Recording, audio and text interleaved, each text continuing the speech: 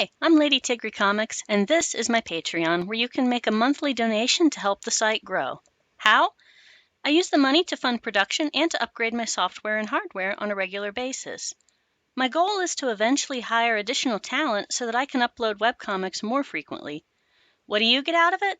You'll get first access to patron-suggested tutorials, works in progress, and exclusive content not available anywhere else.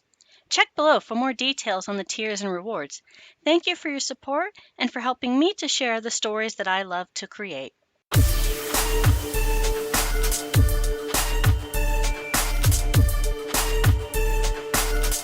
Know your place, worm.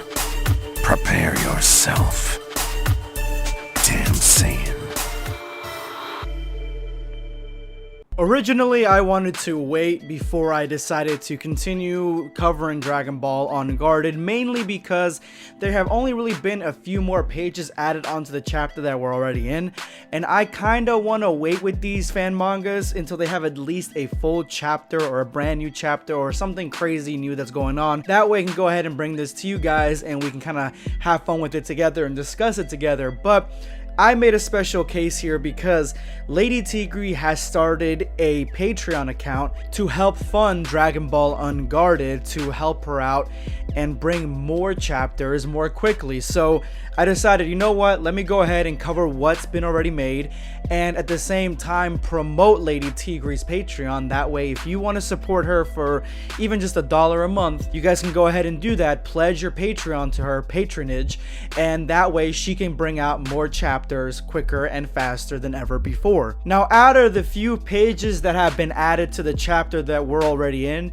one thing becomes abundantly clear.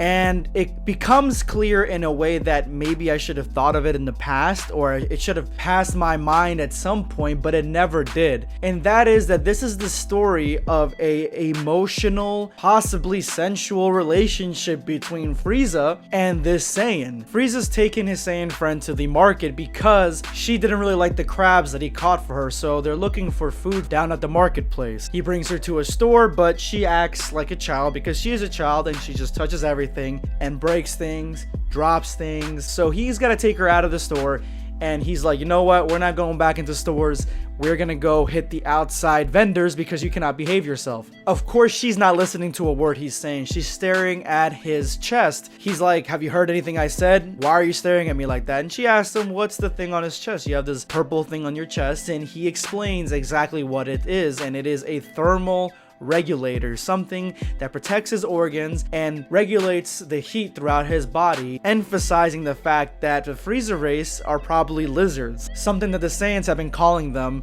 throughout Dragon Ball Unguarded. Frieza is ready to go shopping in the marketplace, but he ends up leaving his Saiyan friend behind because she wants to hold his hand. She is a little bit clingy to him, and just from Frieza alone and Frieza's facial expressions, he says he doesn't like this, but you can tell by the way he's drawn and the way he's written that he kinda likes the fact that she clings on to him a little bit. But he makes sure to let her know that the Frieza race, they do not hold hands. The Arcosians, the Frost Demons, whatever you want to call them, they are not comfortable with outward expressions of caring about each other unless they're couples, and that's what happens next. She ends up hearing this, and then she sees a couple holding tails, so she decides to hold his tail with her tail, and this freaks him the fuck out because he's like, listen, if this gets out and anybody gets word that King Cold's son is coupling with an animal, which is what he sees her as, then that's no good for his reputation. But he does state that they probably won't know it's him because they're not used to seeing him in his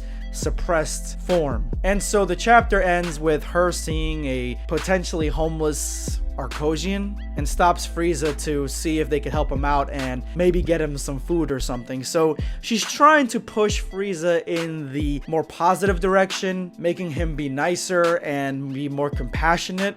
Obviously, that's not how Frieza turns out, but I like that we get to see this unguarded version of Frieza where he kind of has his barriers down. And again, as I stated before, the combination of Frieza and having a Saiyan friend and them being this close is just Dragon Ball fan manga magic. I gotta give it to Lady Tigri. Anyway, guys, that's it for me. This is going to be Blackscape signing off. Take care.